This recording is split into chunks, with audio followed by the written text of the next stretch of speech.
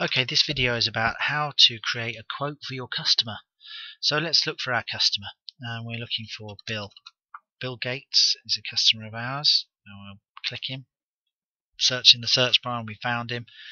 And we have some information about him here, where he is, his telephone number, etc. And we can click any of these and get into his account. And we can see that he owes us £720 at the minute. This is his account overview. So he'll have one account, but he may have lots of orders badged to that account. So let's just have a look for his orders. We see we've got an order here that was created today for gas heating, and it was boiler installation. So let's click on that. And this pops up with all of his details. And we can see that we have an order log here about what has happened with his account and who's been working on it. And let's just go down and have a look at his quotes. We can see that he's had 2. And he hasn't accepted either of them because his decision is still a question mark.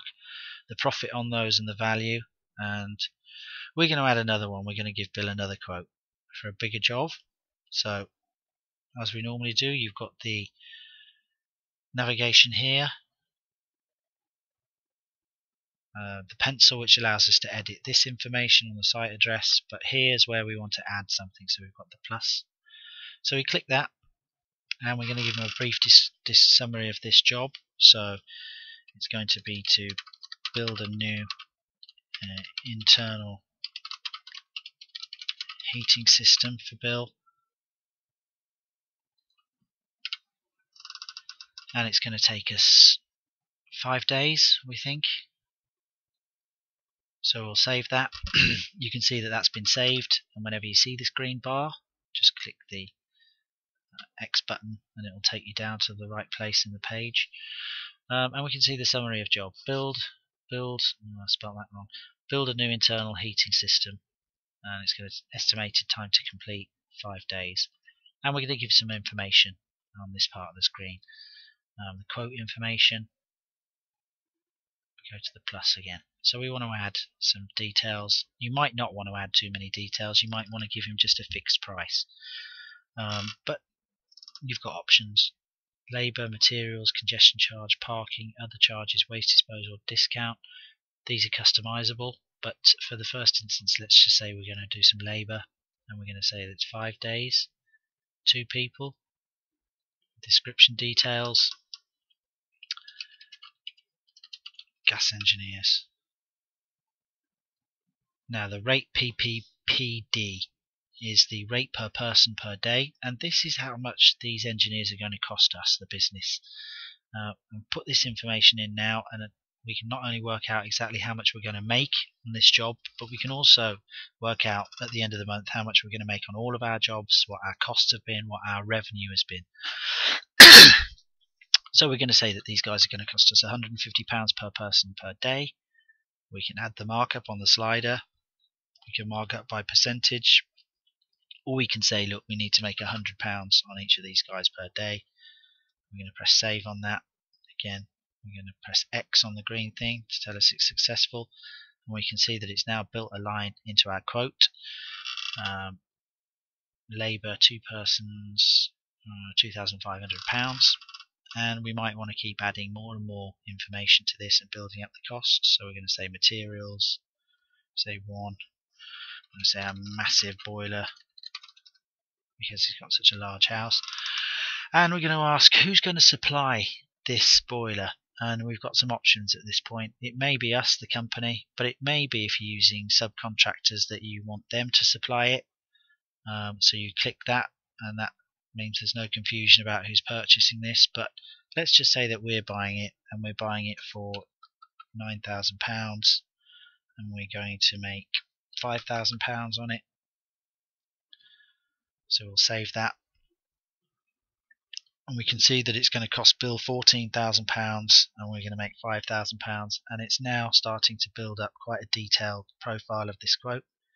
It's working out our markup overall, it's working out our profit overall, and it's working out the cost to the customer, and it's also added our VAT in.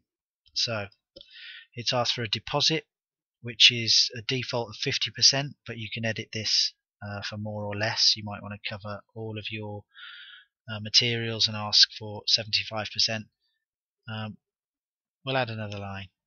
Let's say that we're also going to charge Bill for waste disposal of his old system.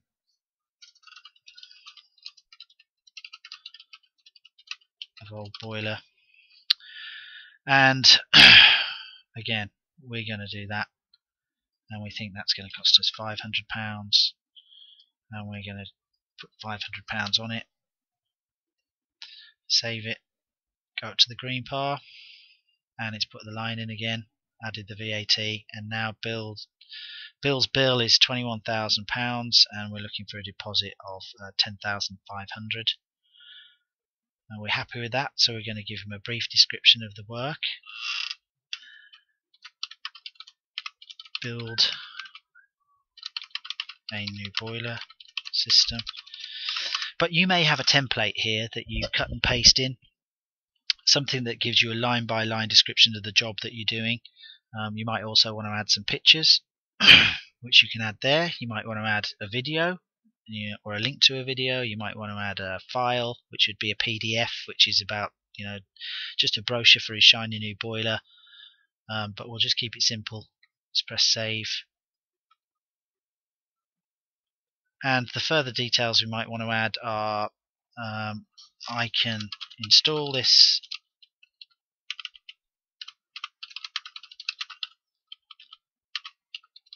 new system for you on Tuesday if you let me know by Monday. You can spell check it, but I'll just run through it. We saved that, we're happy with that.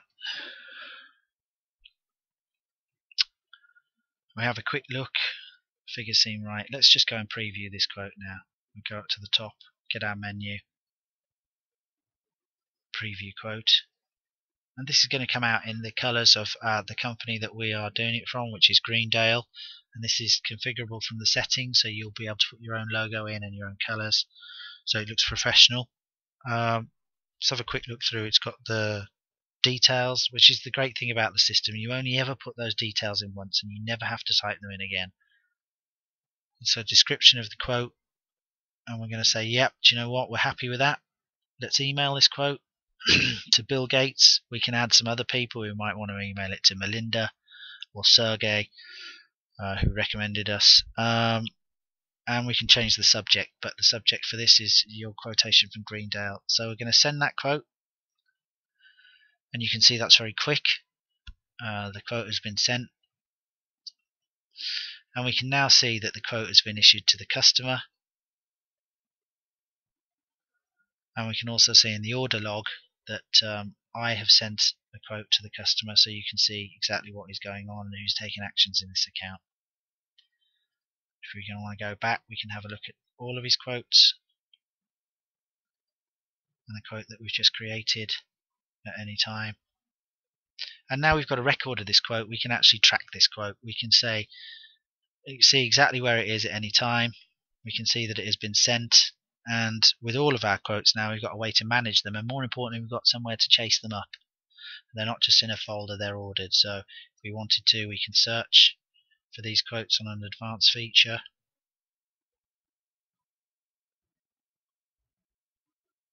Who sent them out, who owns them, the results, rejected, accepted, which department.